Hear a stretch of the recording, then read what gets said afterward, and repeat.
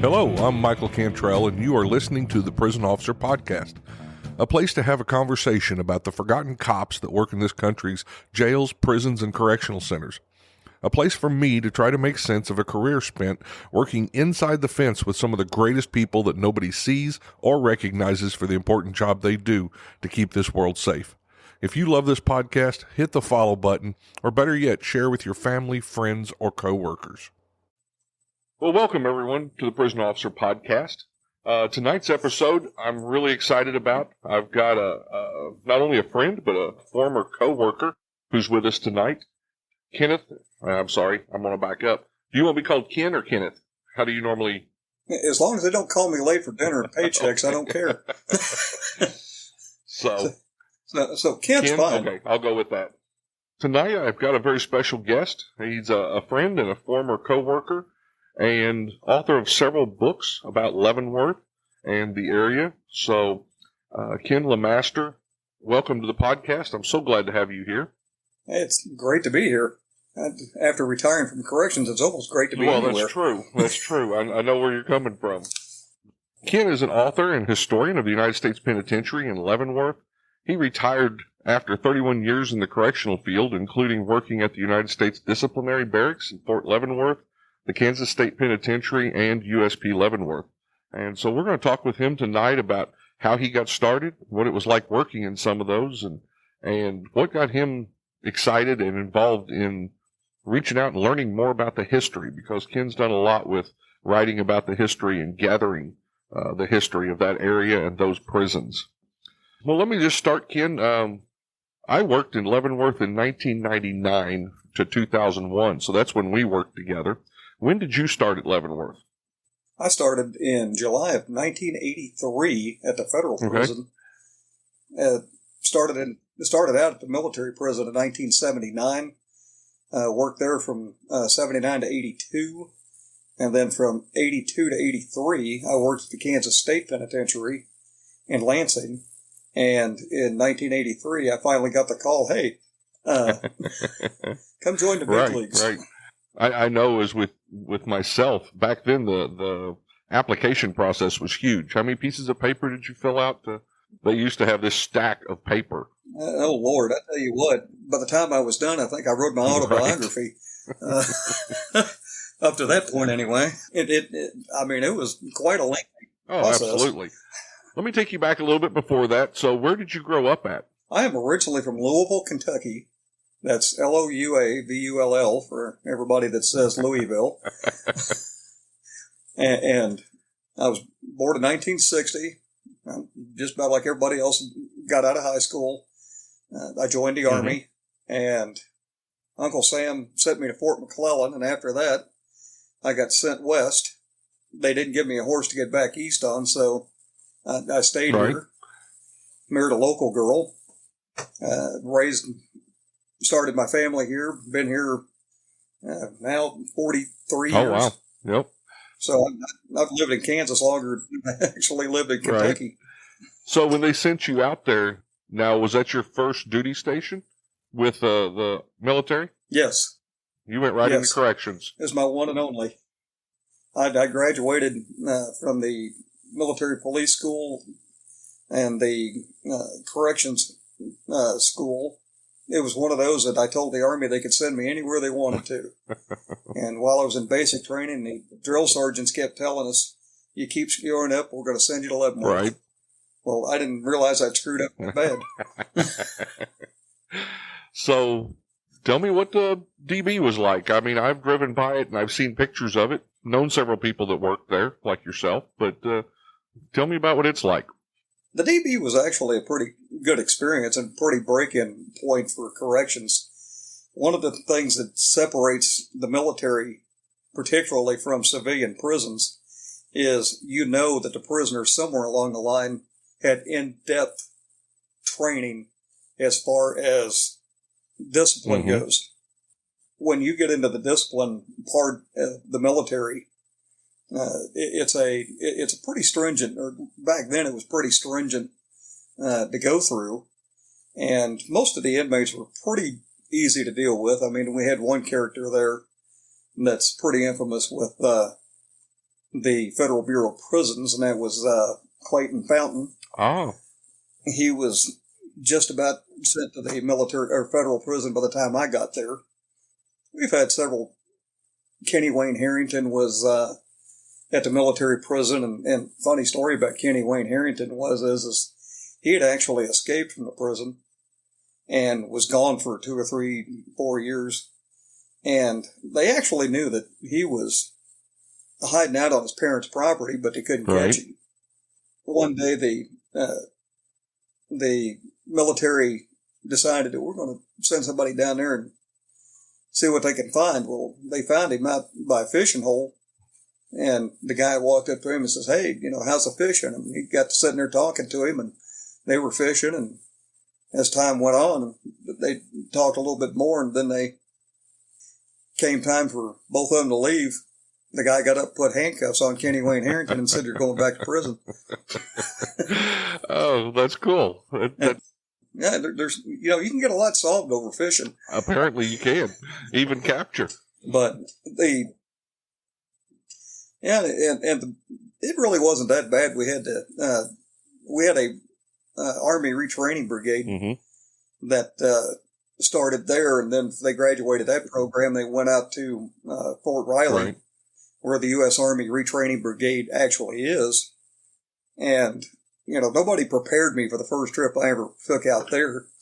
And I get out there, and it's like the old days in the Army in Marine Corps and what have you, when they got you off the buses and they ran you to death for the next 8 hours. And when we pull the van in, we've got the inmates in the back that are getting ready to be taken into that process. And here comes all these guys dressed as drill sergeants out there, and they start screaming and hollering, "Get your out of the van!" And me and the driver jumped out of the van too. It was like, Jesus Christ! Did you get out and get scared to look Jesus out of us? Well, I'll tell you, front-leaning rest position.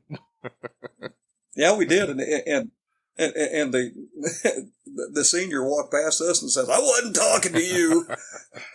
That's funny. Hey.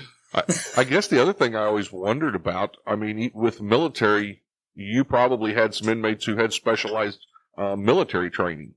And did you run into that quite a bit at the... We had several Army officers there at the time. The one Navy, I think he was a lieutenant or a lieutenant commander maybe, that was caught smoking marijuana in his airplane.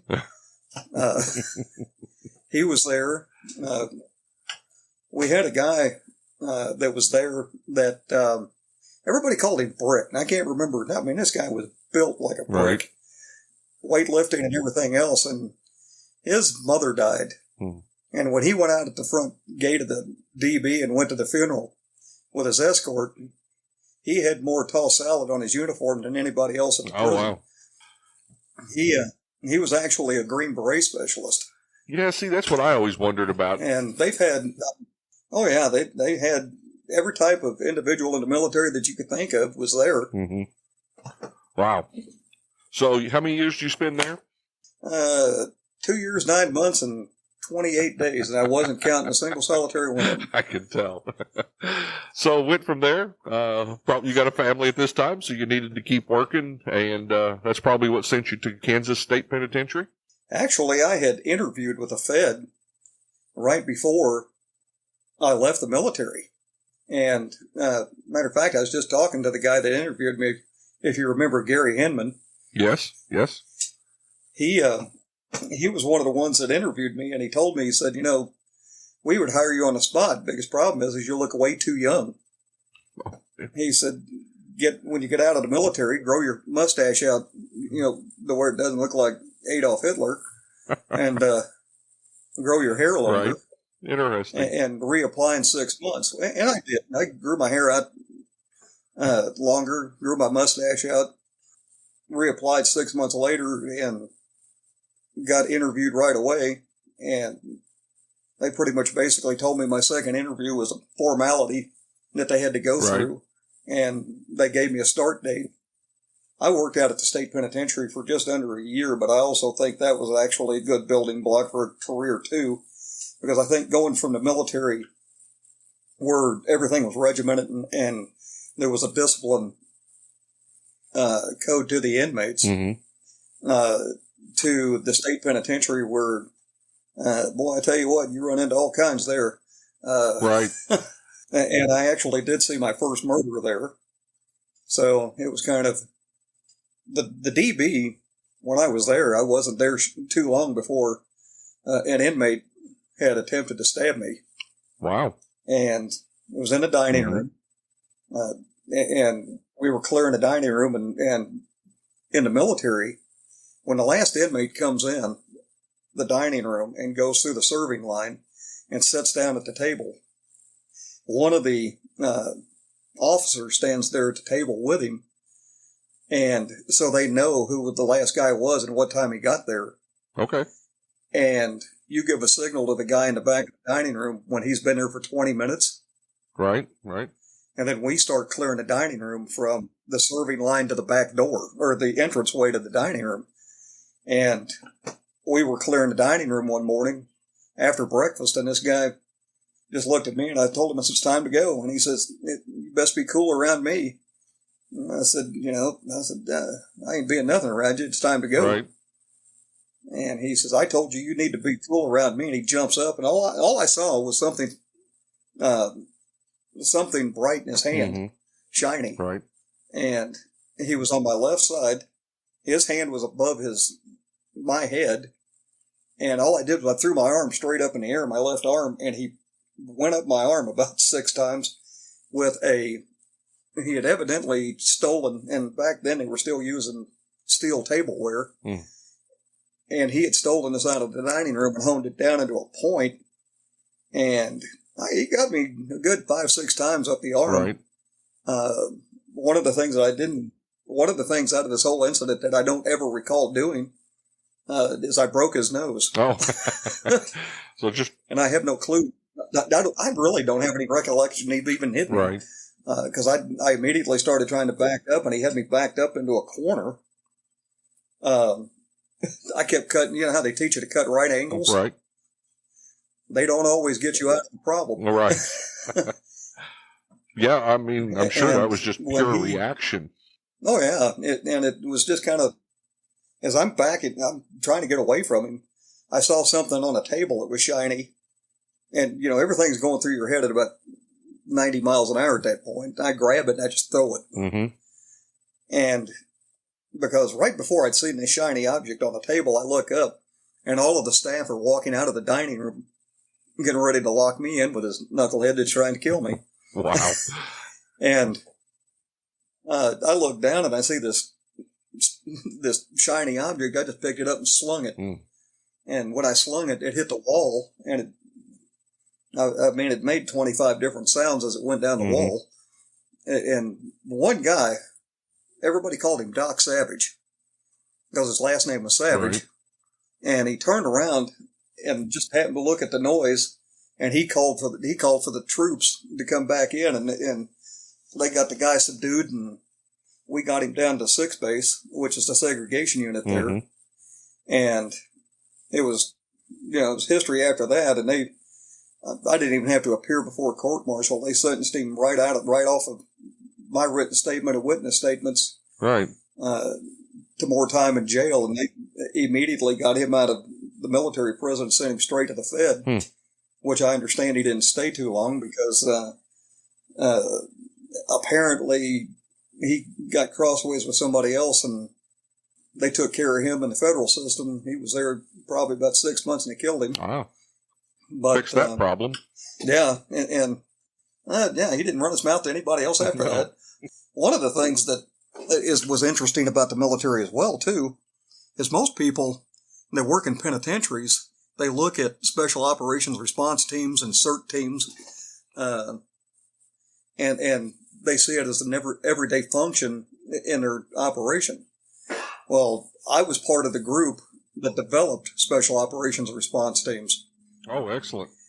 They started out in the military, and a whole group of us they called us the crash test dummies because we had no you start any program like that anywhere, and the military is no different. It's kind of one of those that, here, we're going to start this program. You guys are volunteered for it.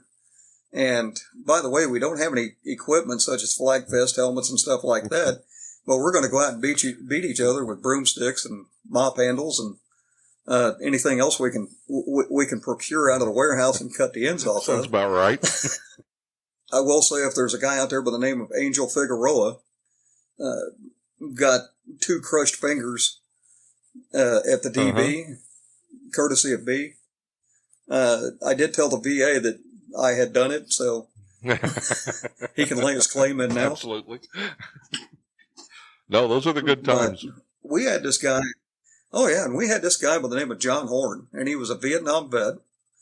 He had started out as a North Carolina highway patrolman, and he got shot on duty. He survived that, and he was also a hostage negotiator, and he was negotiating with a woman that was wanting to commit suicide and take her baby with her. Wow. And it was by jumping off a building. And he talked her out of handing over the baby. Well, she handed him the baby, and he turned around to hand it off to another guy. And when he turned around, she opened him up from his shoulder all the way to his waist with a pair of librarian scissors. And he decided, screw this, it's too dangerous. I'm going to join the Marine Corps and go to Vietnam. Right. Wow. And while he was there, he trained with the ROK Army, the Korean military, in Aikido. And this guy became like a 7th or 8th degree black belt at Aikido. So he's training us the art of self-defense with no mats, no. Here, we're going to walk you through it. No, I'm going to throw you. If you eventually feel pain, tap out of it. Well, eventually did not enter into the conversation at all with him. It was pain right off the bat.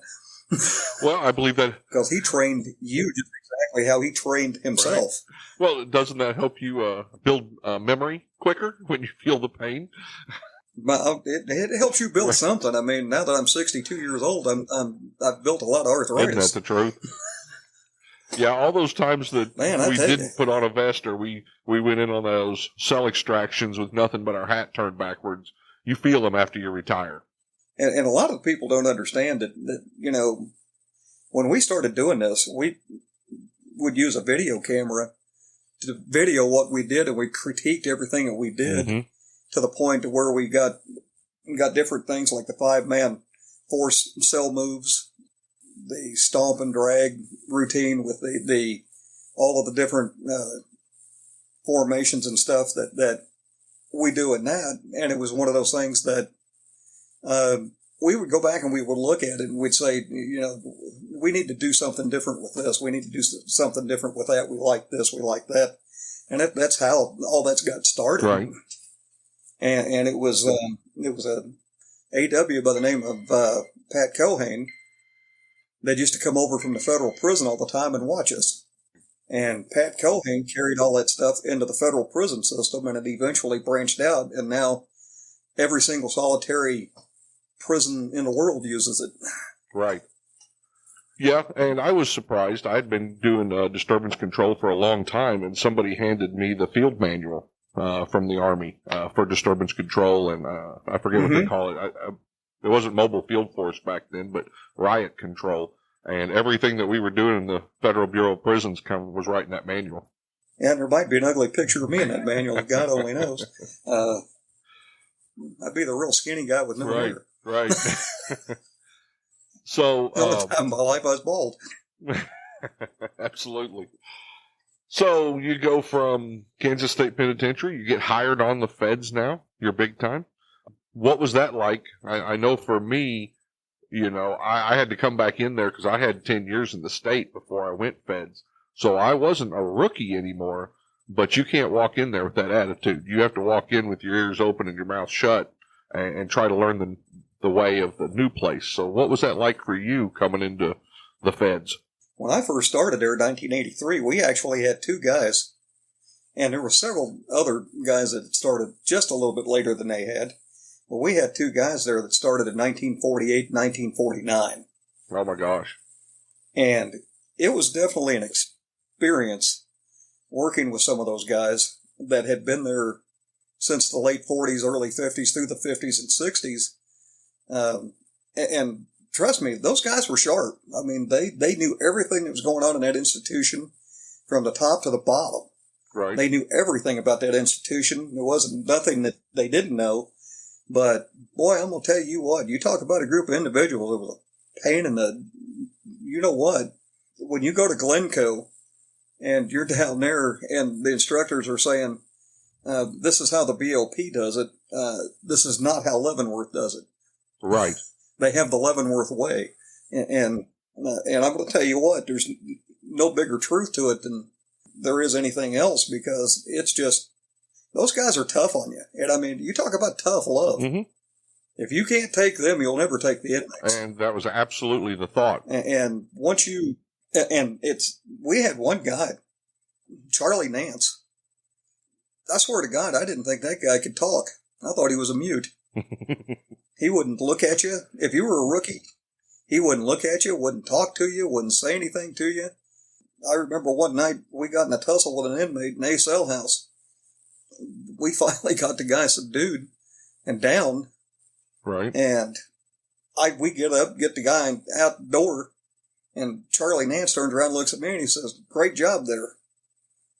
And I was stunned. I looked at him and I just gave him this look, and he looked at me and I said, "Damn, you can talk." Right. You know, you had John Drew as a lieutenant. You had Ralph Seaver as a lieutenant. Jake Guess, and a lot of them guys had went around the barn a couple of times. And I tell you, it was a tough crew to get through. But once you got through it, they pretty much basically, you were part of the fraternity. Absolutely. So I just realized. So you started at Leavenworth in 1983. Was that before or after Klutz and Hoffman were murdered at Marion? It was before. Oh, okay. Because that was kind of I don't know, that was a lot of... I can remember the day. A lot of changes happened in the Bureau. I mean, that was a shocking thing. We lost 2 officers at the penitentiary at Marion in 83. If you tell me what you thought that day. Got into work that morning. That's actually working day shift when that happened. And when the Klutz got killed first thing in the morning, the BOP went on a 12-hour shift operation and sent all the inmates back into work from work, put them in the cell house. It was open cell house, but all the movements and everything were being really, really tight and controlled. Right. And what their really big concern is the fact that, was this an isolated incident, or was there something more to this, because it involved Tommy Silverstein. Right before I left that night, because, like I said, we went on 12-hour shifts at that point. And Tommy Silverstein was Aryan... Right before I left that night. Yeah, Tommy Silverstein was Aryan Brotherhood. Now, he was part of the Aryan Brotherhood. So, absolutely, they were wondering if that would spread. And that was their biggest concern, so they went to that operation. Well, before I left that evening, Hoffman was killed by Clayton Fountain. Right. And Clayton Fountain was Tommy Silverstein's bestie. And the whole next couple of days out of that, I mean, it was quite an interesting time frame, because everybody was on their toes. Everybody was watching all of the inmates and how they were going to respond. And I mean, Leavenworth had a group of, rather large group of the Aryan Brotherhood, plus the Hells Angels at that point in time. No, and it was, like I said, I think it was shocking. They had, for 2 officers. And back then, most people, when you start running into, all of a sudden, 2 officers in one institution are killed in separate incidences, 6 hours apart, 6, 7 hours apart, whatever it was. It's an eye-opener. And back then, the BOP's operations was way different than it is now. Back then, when you took inmates to the shower, you would handcuff them in the front. If you took them on an escort from a segregation unit or a holdover unit into the hospital or something like that, they were all handcuffed in the front. And the reason for that is because there had been several incidences throughout the BOP where inmates were handcuffed from the back. Right. And they either slipped and fell or whatever and got hurt. Or there was also incidences where, because of the inmates had to be moved from one area to another, they had to be passed by population inmates. The population inmates would recognize them, or they would, there would be a hit on this guy, and they would kill him. Right. Well, the BOP's thought is if we handcuff them from the front, they'll be able to defend themselves. And that opened the door for the ability for the inmates to also assault other inmates or assault staff. Absolutely. And the incidences with Klutz and Hoffman was as they were escorting the inmates back from a shower, and Silverstein turned around and looked at Klutz and said, "You mind if I get a book out of this cell?" Common practice back then. I mean, I'd seen it at Leavenworth. I'd seen it at other places. Right. And I'd really thought at the time, boy, that is not the best thing in the world to be doing. And Silverstein reached in the cell. Guy handed him a shank, took a homemade handcuff key and unhooked one shackle off the handcuff. And he spun around. And when he spun around, he started stabbing Klutz. Right. And it was over before anybody could really react and what was going on. So, and it was the same thing with the other officer. It was just a situation that it happened so quick that by the time your brain responds to it, it's almost over. Sure.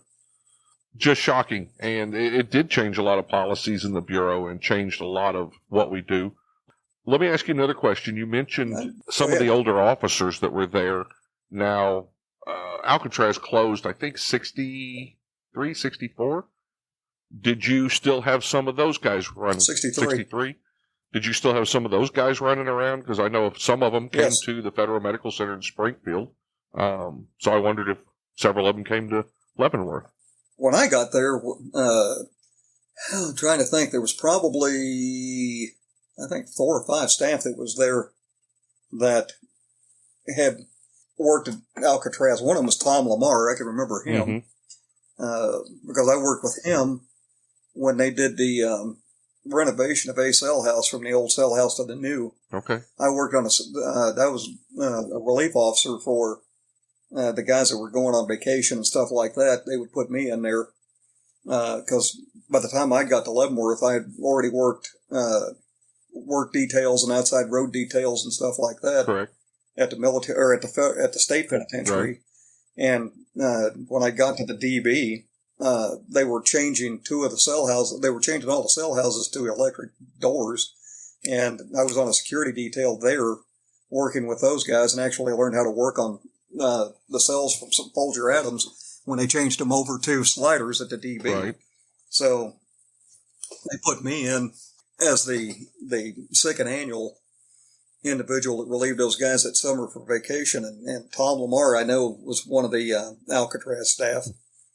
And I also had worked with a guy out at the Kansas State Penitentiary, and his name was Ross Perkins. Okay. And me and Ross were good friends all the way up to the day he passed away. He passed away a couple of years ago. Ross was one of the last correctional supervisors hired at Alcatraz and was there when it closed. Mm-hmm. And you talk about a textbook correctional officer. Ross Perkins, I always dubbed as the most professional correctional officer I'd ever seen in my life. Right. Never strayed from that personality when he was at work at any given time. He treated everybody like they were human beings. Mm-hmm. He treated them with respect. He was firm. He was fair. He didn't tell one inmate one thing and tell another inmate another. If he didn't know the answer, he went and found it and got back with the inmate. He was what a professional correctional officer looks like. And if you could take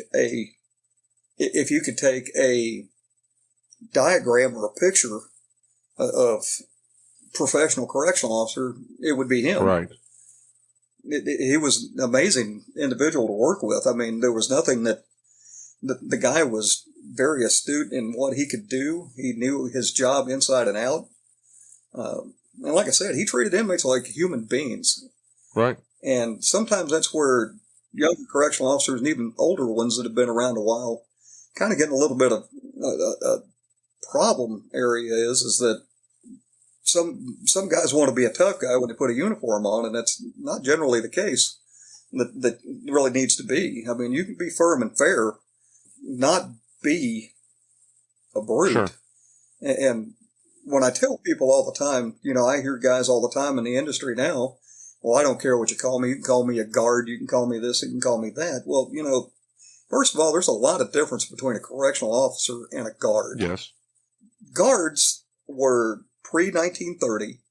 They were hired because they had the ability to put down brute force with brute force. Right. They were the guys that they were 6'4", 220 pounds of raw muscle and steel, and they met force with force. And they had no formal training in anything. They were just pretty much basically there. If an inmate gets out of line, take this club and whack him with it. And then that's what they did. Well, after 1930, when the Federal Prison Service developed into the Federal Bureau of Prisons, and they started educating their staff and sending them to training centers, and the early Bureau of Prisons officers didn't accept the guys that were hired after 1930. They called them schoolboys. Oh, wow. And when they come back from their training, a lot of those officers back then would tell those young staff, get your butt up on the range and learn it how I did. Right. They can't teach you that in a school book. And one of the big disparities with the Bureau back then, and even the prisons all across the country, was it didn't matter whether you had 30 years or 30 minutes. You were making the same pay. Ah. So the animosity amongst the older staff towards the younger staff was pretty apparent at that point in time. And then you had your civilian staff that operated the hospital, all of the construction details were all ran by civilian employees. They weren't ran by staff that were considered law enforcement. Mm-hmm. And the disparity there is that you had to have at least one officer on every work detail to supervise it, because it wasn't the foreman's job to supervise it. It wasn't the foreman's job to write a pass for an inmate to go somewhere. Right. It wasn't a foreman's job to break up two inmates fighting in the middle of the floor. It was the officer's job. Wow. So when you had that disparity going on as well, and I mean, when I started researching the 1930 riot that happened at Leavenworth, all of the non-custodial staff walked out of the institution and set up chairs on the front lawn and sat out on the front lawn and waited until it was all cleared and they were told they could go back to work to take a look at what happened at their areas of operation. And thusly, you had 70 correctional officers putting down a riot in 1930 in an institution that had almost 4,000 inmates in it. Wow. And that's so foreign to us now with, of course, the way the Bureau works now. Everybody's trained as a law enforcement officer first. Everybody gets trained in disturbance control every year. Of course, we keep, equipment on hand to outfit 10% of the staff, not just 10% of the officers, but 10% of the staff. It was 30% for a long time, but that's recently changed. So that's just, wow, that's so different than what we're used to now. But and one of the things I found out yesterday, talking with somebody, is that the Bureau of Prisons is actually thinking about separating non-custodial staff and civilian staff in custody. So going back to the way they're talking about going back to the way it was back previous to 1930, going back to hiring people, as CMS workers, as librarian, hospital workers, as food service workers that are not custodial staff. They're there because they can cook or put a Band-Aid on somebody or fix something, and it's not their job to enforce the institution's rules or policies. Wow. And I think that's going to take a lot. It's kind of disturbing since I know that sorry about that. Go ahead. I think that's going to take a lot away from those staff. You know, the fact that they have the same power as an officer to do discipline, I think helps them control their areas, like a teacher or, you know, a CMS foreman. The inmates know that he can write an incident report and get them in just as much trouble as an officer could. I think if you take that away from them, that's going to hurt their job and their legitimacy inside there. It's going to hurt that, but it's also going to hurt because you're going to get back to the two inmates rolling around in the middle of the floor and an officer or two or three trying to break it up, and civilian staff just standing there saying, it's not my job to jump in the middle of that. Right. Wow. I don't know. And it's I've also heard that yesterday, and I found out yesterday from the same guy, that there's a pilot program to give officers billy clubs again. Wow. Interesting. Like And PR it's just 24s? kinda like, you know, when I saw, you know what, I'm not, he just said clubs. Interesting. And I'm thinking probably like, you know, like nightsticks or something along that line, but it really kind of, it's really kind of interesting to think about it, that the Bureau's not going forward, it's going backwards. Wow. And it's, you know, you're going back to, and if you're in this career long enough, you find out that this career is cylindrical. Yes. You find out that, you know, you go through a period of, the worst word in corrections is rehabilitation. It's the most worn out word that actually means nothing in corrections. And you don't rehabilitate. If you ever take a look at the definition of rehabilitate, it means to put something back into its original form. Right. Well, if it comes from a deprived area of violence, drugs, gangs, what have you, then what are you going to rehab that guy into? Exactly. The actual proper word for that is habilitate, not rehabilitate. Okay. You try to train the individual to be something different. Yeah. And that's where you go through eras of, they have college programs, they have educational programs, they teach inmates to read, they teach them to write, they teach, you know, everyday life skills to an individual. And then you go back to where you're just warehousing individuals in a prison. Right. You're not teaching them a skill. You're not teaching them anything other than to sit in a cell 23 hours out of the day and pick their nose. And to me, that's not a successful way to, one, operate. No, absolutely. You know, you can't take the old adage of put them in a cell and throw away the key. That's you can't do that to an individual. No. And you know, once you go back into that, you're going to go back into the staff getting the broad, you know, some staff, it's not going to be all of them, but there'll be those few that this inmate looked at me crossways and I'm going to whack him with my club just to straighten him out. It's not good in any way, shape, form, or fashions, because your officer assaults go up, your staff assaults go up, your inmate on inmates assaults and things go up, your chances of riots go up. It's just violence begets violence. You know, when it becomes a violent atmosphere. And you know, when I started Leavenworth in 1983, I mean, I'd already seen 2 murders out at the Kansas State Penitentiary by the time I got to Leavenworth. In the first 24 months I was there, we had 18 homicides. Wow. And they were killing each other like it was a sport. I mean, it's pretty bad. And the 80s was like that. The 80s was rough in the prisons. Attica. I mean, you think of some of the major riots in the U.S. That was 1980s. I was working, in the beginning of the 90s, I went to work at Missouri State Pen, and they called it the bloodiest 47 acres in America at that time. And it was nothing. Oh, yeah. Yeah, killing was nothing back then. Yeah, I'm actually, amazingly enough, I am on the first video recorded homicide at Leavenworth. It was an inmate killing another inmate.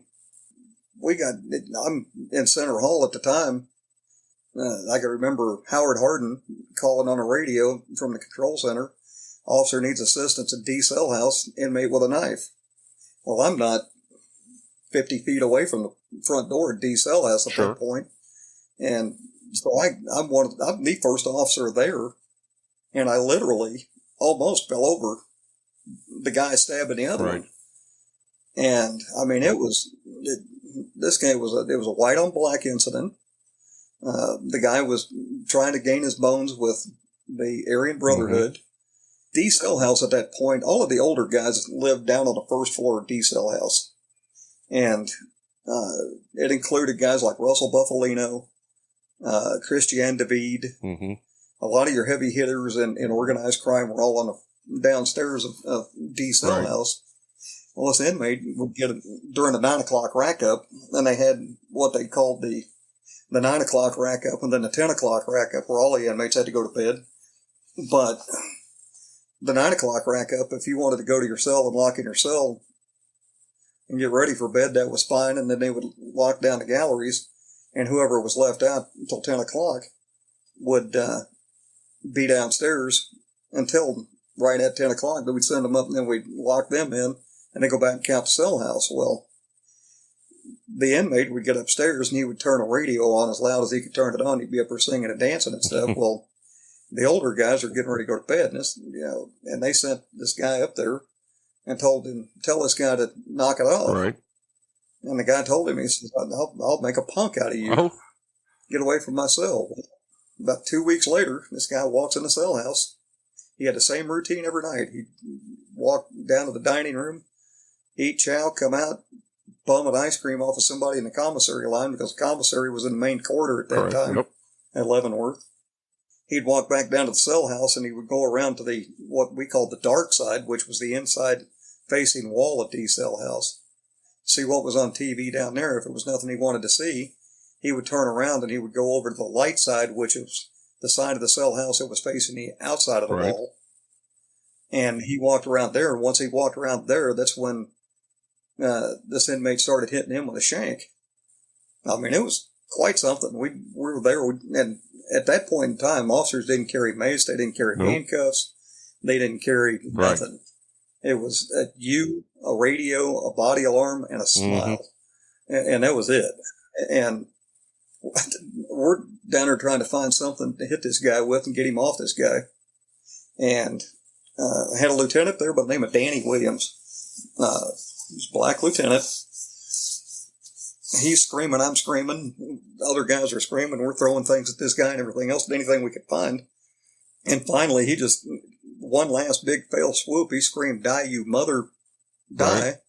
And he drove the shank all the way through him and out his back. And anytime I've ever been in tour situations with that institution, I point out the spot in the floor where he broke the tile on the floor when the knife went through the guy's back. Wow. And he jumps up, and the lieutenant looks at him and says, Danny Williams, black guy, looks at him, and he says, turn around and put handcuffs on you. And he said, there ain't no N-word touching me at all. Okay. He said, Mr. LaMaster put handcuffs on me. So I had to handcuff him. And, of course, I handcuff him, and we're trying to get this inmate on a gurney out to the hospital. We're doing this, and I'm handcuffing that guy and trying to get him to the lieutenant's office, get this guy out to the hospital. He was gone before he ever got to the institution hospital. But, I mean, if you really want a job where your day can go from 0 to crap in less than 60 seconds, become a correctional officer. Absolutely. Yeah, I always, even when we work together, I love sitting around listening to you, and you have such a grasp of details. And is that, what is it that took you towards the history? Was it you listening to those old timers? Was it you with a need to capture that and, for people later on? Because that's kind of why I'm doing this podcast. I want to capture some of these stories. I want to capture some of these people and their stories. What was it that took you down that direction of becoming a historian? Because anybody in Leavenworth that wants to talk about history knows Kenneth LaMaster is the one that, keeping track of this stuff the longest. What was it? It started out for me as I'm the youngest of 5 siblings, and they were born in an era when TV wasn't a common practice in a house. So they taught me to read. There you go. age difference between me and my oldest sister was 18 years. So, and the sister was 18 years older than me, was my best friend. So it was,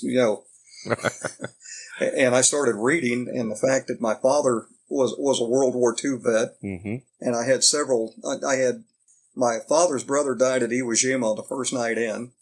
My dad went ashore in French Morocco at the start of the American movement into World War II and left Berlin in 1945. Oh, wow.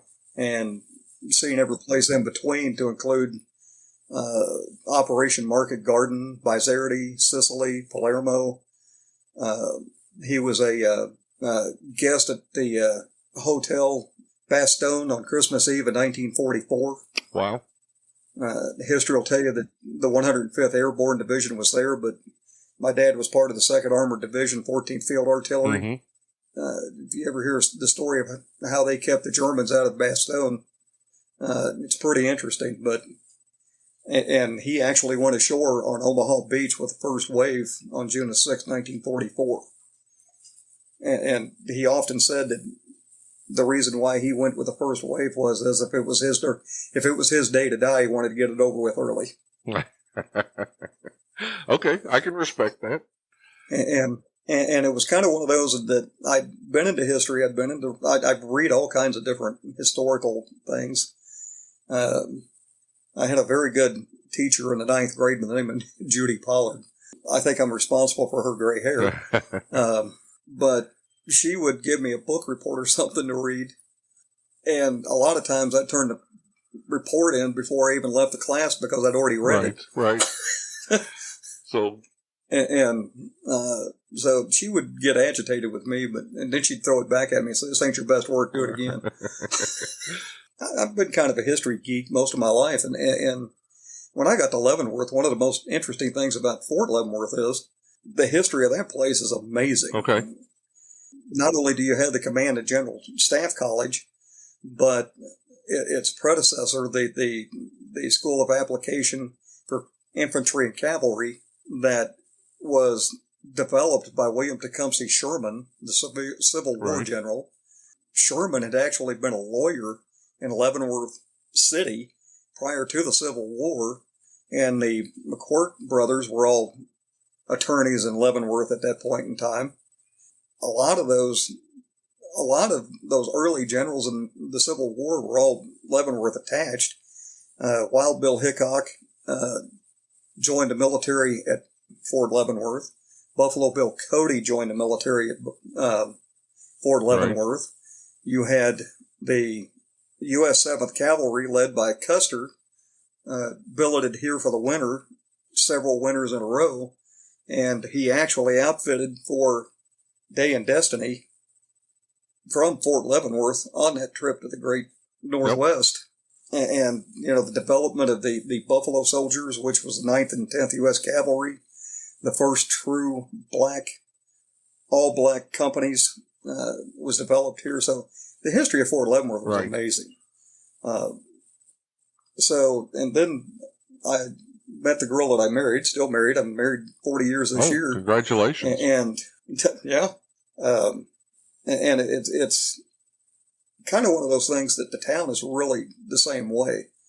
The history of this town is just from day one, the struggles of being in a border town of a state that is fighting slavery, bordering with a state that is fond of slavery.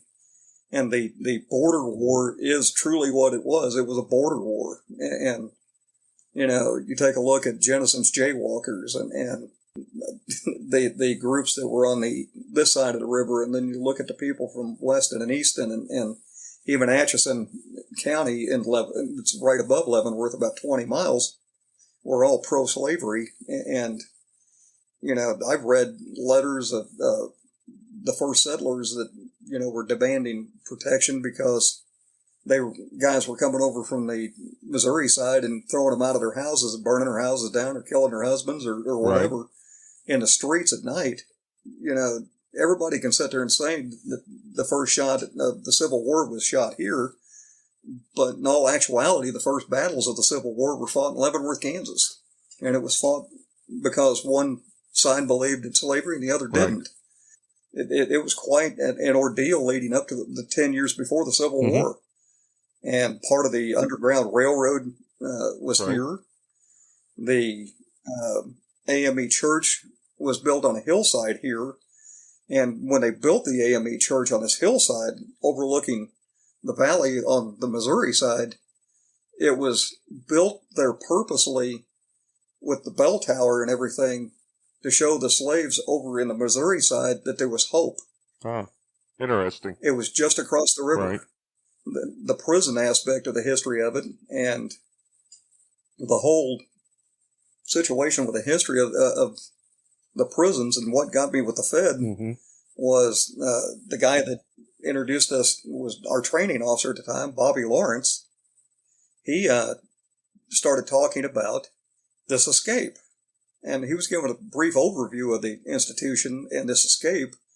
You know, basically all he told us was that they had taken the warden hostage, went down the front steps of the institution. There were shootouts all over town and so on and so forth. And that just kind of piqued my interest. And from that point forward, I started looking for everything that I could find about that escape. And along the road, Right. I sent to the FBI. I thought, you know, I'll send to the FBI and see what they got on file for this escape. I'll be lucky if I get 10 pages out of it, you know. Well, they sent me back this, you know, after I'd sent my FOIA request to them, they sent me back and said, well, we have this, you know, we have 2 envelopes coming to you with the information on this escape. Look for it in the mail. And I got them about 10 days later. I wound up with two envelopes full of printed documents and 2 CDs full of digitized documents for a total of almost 2,700 pages. Oh my gosh! Wow. So this is what started your book, And the Leavenworth Seven, the deadly 1931 prison break. yep, and you know the whole aspect of that case. One of the most interesting things that I found while I was doing research on that, and I'd actually gone down to the Kansas City Archives, National Archives of Kansas City, Missouri, and asked them if they had the court case for the aftermath of that escape. Well, when they come back, and they said, yeah, we do, and, you know, they set up a time for me to come down and take a look at it. I went down and took a look at it, and it was amazing because they had the forged passes that the inmates had used that day to gain access to the warden's Wow. office. They had several other pieces of evidence that were involved in that case. But one of the most interesting pieces of evidence in that entire packet was they had a hotel register from the Arietta Hotel in Cicero, Illinois. Okay. And it was a big gangster hideout. They would all go there and plot things and different things. And Frank Nash, Thomas James Holden, Francis Keating had all been in that hotel at one point or another, meeting over this escape and planning how it would go, because this escape took 3 years to pop off. Wow. And when they were actually planning this escape, Frank Nash stayed in a room, and the FBI in the reports shows you how they figured out who their aliases were and what times they were there and different things by looking at the hotel register. Well, one of the most interesting things that I found in that hotel registry was there was a time frame when Frank Nash was in that hotel, and the person in a room very next room next to him, was Evelyn Frechette. Okay. Evelyn Billy Frechette, who was John Dillinger's girlfriend. Oh, interesting. And the 1931 escape from Leavenworth actually spawned the 1934 escape on Memorial Day from the Kansas State Penitentiary. Frank Nash, Thomas James Holden, Francis Keating were all involved in that escape as well, smuggling guns into the institution and breaking out Harvey Bailey and Wilbur the Tri-State Terror, Underhill, and several other smaller gangsters went over the wall with them. But there was also the same premise behind the Dillinger crew escape from the Indiana State Penitentiary. They all smuggled weapons into the institution. It was the same premise of the escape that Bonnie and Clyde pulled off with their counterparts at Eastham Prison. They smuggled weapons into the institution. They gained access to get out by having the weapons. So it was kind of, that escape actually kind of spawned other escapes down the road. And one of the most interesting things that I read was one of the guys that helped with the escape was a Canadian. He'd been here he'd been put in prison on the illegal alien status charges. And when they let him out, he met with Nash, and he became the intermediary between the prison and the actual escape plot. And because he had a connection with an officer inside that was dirty, and that's how they got communications back and forth. They used a dirty staff member, and then they got the weapons in by watching the routines of things coming in the back gate of the prison. Wow. So the whole gamut, but this guy was up in Canada, and he was talking to a guy in a cell next to him. Well, he didn't realize that the guy sitting next to him was passing along all of that information to the Canadian authorities, which the Canadian authorities was passing back to the FBI. Mm-hmm. Day before they come to extradite him back to the United States, he makes the guy sitting next to him, he says, well, it looks like you're going back to the States and be tried for that case. And he says, it'll never happen. And he says, what do you mean it'll never happen? He says, it's going to be delayed the next couple of days. So he said, it's never going to happen, because by the time they get to the point where they're going to come up and get me, something big's going to happen. Uh-huh. And the FBI and everybody in America is going to forget I even exist. And the guy kept asking him for the next couple of days, what is going on? What's happening? He would never disclose what the big event was going to happen. Right. Well, right as the time as they're getting ready to pull him out of the jail in Canada and bring him back to the States, right, the Lindbergh baby got kidnapped. Oh, well, and that absolutely did take over. It's just kind of like law enforcement. Yeah. And he was wrong. They did go up and get him. Right. So one of the things I learned from your book, and I found it interesting, when I interviewed for the Bureau of Prisons, they always have these series of questions that they ask you. And one of them, of course, that they ask is, you're working control center, and an inmate comes through, and they've got a knife to the warden's neck, and they've taken him hostage, and they say, open the gate, or I'm going to kill him. What do you do? And then later on in my career, I became a captain. So I opened up a new prison. I did hundreds of interviews.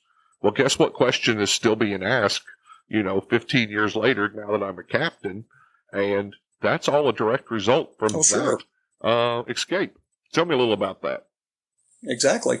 When they got to the warden, they couldn't have picked the worst warden in the world, dude, to take hostage. Thomas Bruce White was a former Texas Ranger. Oh, wow. And former railroad detective. And he had tried to enlist during World War I and failed a physical. And there was this fledgling young up-and-coming superstar in law enforcement fields by the name of John Edgar Hoover that approached him and said, hey, would you be interested in joining this group as a member of the Bureau of Investigation? White, he's got a wife and a couple of kids. And it was like, sure, I'll join up. And he did. And Thomas Bruce White was instrumental in busting numerous cases wide open. One of them was the Atlanta prison debacle, where the warden actually spent time in his own prison after the case was over with. They had the Dixie Mafia, what they would have been called now, but back then, all of the bootleggers and everybody that was sent to Atlanta. Right. They were given time, but they were all living in hotels downtown, partying away the nights with inmate numbers. The warden was frequented by a rockette. Wow. And and they had nightly gambling staff of the institution and stuff going on down there. And finally, it was Thomas Bruce White that busted that whole case wide open. And then you had the Osage Indian murders. He was the lead investigator on that because they called him in and said, we've been trying to solve these murders for almost 10 years now. And right. Tom White looked at him and said, well, that's the problem. You're sending guys down there in suits to talk to these people, and they ain't going to talk to anybody that looks like a cop. Right. And they ask him, well, what do you do? And he says, well, the best way to look at this case is to start putting people that know how to work the oil fields in the oil fields. People that know how to run cattle, put them on cattle ranches. The people who can do farming, make them a farmer. Right. His hand. And they even had one guy that was a full-fledged, full Native American medicine man. Interesting. And they broke that case wide open. And by the time the two main principal parties were sent to Leavenworth, Tom White was the warden of Leavenworth. And not only did he send them to prison, he welcomed them to prison. One of Tom White's brothers also joined up with the FBI. And it was actually his brother who shot John Dillinger in that alley in Indiana. Wow. Small circles. Everything comes around. And White, White was sharp as a tack. I mean, he by that time, he'd already spent the bulk of 30 years in law enforcement in one form or another. And when he came to Leavenworth, it was one of those things where he was seeing things, and he had been a deputy warden in Atlanta. That's how they got him into the institution down there. When he started seeing officers that were bashing inmates in the head and stuff like that, he thought, no, knock it off. That's not how we do business. And he changed the whole complexity of everything going on. And when White got here, there were problems at Leavenworth that caused the dismissal of a warden. One of the most intriguing things is that White was a Republican and they had a Democrat Congress, and this will show you how politics plays. They had to Congress went on a vacation and White became the warden. That way they didn't have to say they. Yeah, when the warden, when Congress came back from vacation, it was already too late to say, hey, wait a minute, we're supposed to have a Democrat in that position. And well, it didn't quite work that way. They smuggled him into the institution while Congress was out on vacation. But I mean, you take a look at what he had to deal with at Leavenworth while he was here. I mean, he had a riot while he was here. He had an execution of Carl Panzeram, which was a serial killer, to deal with. And then he had numerous escapes while he was here. And he had actually knew that there was an escape culminating and happening, but several inmates had snitched off another escape, and he thought that was the one that they were talking about. But on the day that he was sitting in the warden's office, he was talking to one of Maul Barker's sons that morning, and he heard the commotion in the outer office, and he took his keys and he threw them under the desk. Well, they got him and several, they took all the inmates hostage that worked in the office areas and stuff like that, and all of the staff, and they had a couple of typewriter repairmen there, marched them out into the lobby. And when they get out to the area that now is between the second and third grills, they're back then, there was two grills, but there was a grill in the front, then there was a grill that led out into the rotunda. Right. Well, the warden's office had a back door at that point in time, which was, since you know the layout of Leavenworth, was in the area there by B Cell House. Okay. Yep. You could actually get into the warden's office with an inmate pass for an appointment to see the warden through that way. Bypass the grill. No, right. And they get out to the first grill, and there's an old officer there by the name of Dempsey. And he's standing there at the grill, and the inmates told him to open up the door, and he says, there's only one man that can order me to open up the door, and that's the warden. Well, they shoved Warden White up there, and he's standing there, and Dempsey's looking at him, the warden's looking at him, and one of the inmates pulls up a stick of dynamite and says, this front door don't get open, I'm going to light this stick of dynamite, and I'm going to blow us all to hell. And the officer looked at the inmate and says, well, I'm an old man. I guess we'll be seeing each other in hell. Wow. And Warden White took control of the situation and said, okay, stop. And what his biggest fear is that if he allowed this to happen, then the possibility of further escape would happen. And that was not what he wanted. Sure. Plus, loss of life and et cetera. So he just told the guy to open the door. Right.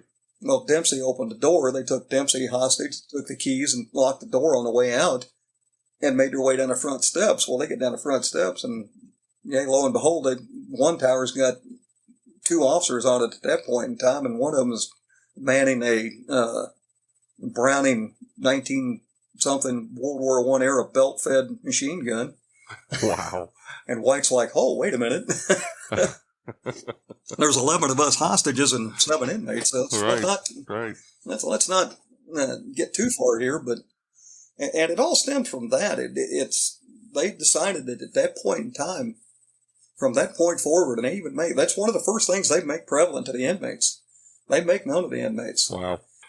I always enjoy listening to you and your stories so much. I can't thank you enough for being on here. I do want to talk for a second about, now you've got 4 books out there. 3 of them are from like the Images of America, where you've collected images from different places about the U.S. Penitentiary in Leavenworth, the DB, and then the town of Leavenworth, right? Mm-hmm. I actually, I did the United States Penitentiary Leavenworth came out first. Okay. Fort Leavenworth came out second, and Leavenworth came out about a year before Leavenworth Seven. A good friend of mine by the name of Pete Grande, mm-hmm. who just retired here not too long ago. He would have been equivalent to an executive assistant in the Bureau of Prisons at the USDB. Right. Pete, good guy. Pete wrote the book on the US Disciplinary Barracks at Fort Leavenworth, and in the introduction of the book, I didn't even know this book was being wrote at the time, and I'd even offered to write the book as a follow-up to the U.S. Penitentiary book, and they already told me that somebody was writing it, so I said that was good, that somebody was taking the time to do that. Well, he lists me as his inspiration for doing that book, and I hadn't met him at that point. Oh, wow. But U.S. Penitentiary, Fort Leavenworth, and Leavenworth are all pictorial histories of the development of the fort, the development of the city, and the development of the federal prison at Leavenworth. And for those people out there that are listening and don't know, this is officially the 125th anniversary of the United States Penitentiary in Leavenworth, Kansas. Excellent. As in the institution that they're housed in now, they were originally housed 3 years prior at the military prison on Fort Leavenworth. And I've uncovered a lot of information that once I get done with I'm on a committee that is beginning what is known as the First City History Festival here in Leavenworth on the 29th and 30th of this month. Right. And it's bringing all of the entities of the history of the town from all of the historical societies, all of the museums, and other groups and stuff of people, bringing them all together, and then vendors and food, and we have a marble championship being done. We have reenactors, Old West reenactors. We have Native American reenactors that are going to be there. It's an all-day affair on Saturday, and it's something that this town has really needed, because a lot of times in the old days, the historians of the town didn't want to play nice with each other. Right. Right. And now there's a group of folks that are running things that really want to do this and get together. Yeah. And I'm glad we did it. And we want to make it an annual thing. So what's the date for this? Is it this coming week?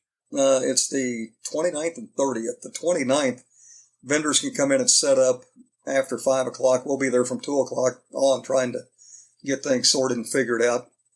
And that evening, a couple of local singers are going to be doing songs from like the 1950s and previous, and for people to come out and enjoy. Mm-hmm. And then the next morning at 10 o'clock, we kick off the festival for the first time. And we want to go back to the old traditions of like the Buffalo Bill Days festivals, right, Sip and Cider Day festivals that they had back then. that they lost years ago. And we want to kind of bring that feel back, but also expound on the history of the town. Yeah. Put more of the history out there out front on Front Street and let them see it. So excellent. My hair used to be a lot darker when I started this project. You're always doing a project, though, aren't you? You've never filed for a grant, you've never filed for a grant or wrote for an LLC or articles of corporation. Right. You should do that one time in your life and then quit. There you go. Well, I don't know if the listeners can hear it, but I've got thunder and rain rumbling here where I'm recording at. So I want to get you back, and I hope we can have another conversation. Why don't you tell listeners where they can find those books, and if they want to contact you, where people can contact you at? My email address is actually my proper name, all one word, Kenneth LaMaster @yahoo.com. Just to spell it for those that don't know, that's KENNETHLAMASTER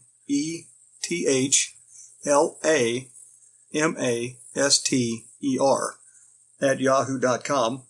I'm also on Facebook under Ken LaMaster. They can reach me there. They can also get copies of the book from Arcadia Publishing and the History Press. Mm-hmm. I know there's a lot of people that like to use Amazon.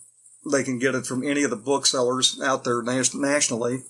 I will kind of let people know that when they buy from places such as that, a lot of your authors or a lot of your independent film people or whatever don't get any residuals out of that.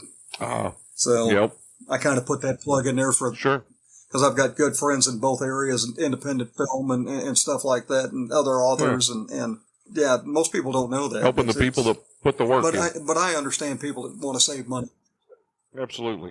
It's their desire to save money, and I don't knock them for that either. Right. So if you get them from me, I personally autograph them, and I personalize them to the person that is actually requesting Perfect. them. I'm a real stickler about spelling people's names right and doing the right thing for people. I mean, if you're going to take your time out, send me an email and buy a book, I think it's just right for me to take my time out of the day and write something to you as a thank you. Excellent. And I do that with every book I do, and I've even worked with other authors and stuff on different projects and helped build true to life prison atmospheres. Right. I've done that with Alan Jacobson and I can't remember the author's name. She wrote a book called Christina McMorris. Answer Some Questions, and Christina McMorris, that's her name. Thank you. Sorry, Christina. I apologize. I'm sorry. The Edge of Lost is the name of the book by Christina McMorris. I actually did some technical advisory work for Chicago PD. The episode that they sent a guy undercover into prison. It was supposed to be sort of like the MCC Chicago where they sent him, and I gave them advice on what the uniforms look like and how different things went down how staff would respond to institution emergencies, et cetera, and so on. So I did that, and I've done all kinds of different things over the last. Well, it sounds good. God knows how many years. Absolutely. Well, thank you so much for being here today. I want to get you back on here. I still have a ton of questions, so hopefully we can get that done. But hey, anytime. I thank you for being here, Ken. You have a great day. Hey, you do the same. Be safe, buddy. If you enjoy these podcasts, the best way to support the Prisoner Officer Podcast is to share these episodes with your friends or family on social media. Let me invite you to visit www.theprisonofficer.com. If you haven't already, check out the Prison Officer Podcast on Facebook and click that little follow button. Or leave us a message, or better yet, leave us a review. And if you're listening to us on Apple Podcast, Google, or Spotify, please click the subscribe button. Till next time, I'm Mike Cantrell.